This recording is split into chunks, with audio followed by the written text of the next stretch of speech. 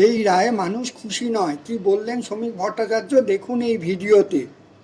অকুস্থলকে alter করে দিয়ে এবং সমস্ত বায়োলজিক্যাল এভিডেন্স লোপাট করবার পরেও, সমস্ত ডিএনএ স্যাম্পল যেটা কালেক্ট না করা যায় সে ব্যবস্থা করে যাবার পরেও যদি ইন্টারোগেশনে অন্য কোনো তথ্য বেরিয়ে আসে, তার জন্য সাত তাড়াতাড়ি সঞ্জয়কে সরিয়ে দিতে হবে, এটা তাদের উদ্দেশ্য ছিল।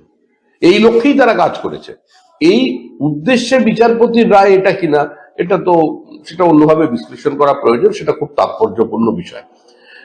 তবে এটা ঠিকই যে তৃণমূল কংগ্রেস ভয় পেয়েছে এই ঘটনায়।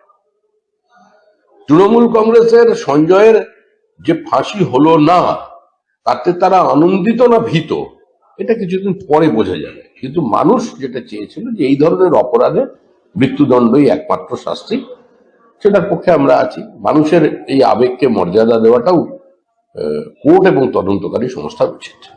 আমাদের ভিডিও ভালো লাগলে লাইক ও শেয়ার করুন, কমেন্ট সেকশনে গিয়ে জানান আপনাদের মতামত। আরও ভিডিও পেতে চ্যানেলকে সাবস্ক্রাইব করুন।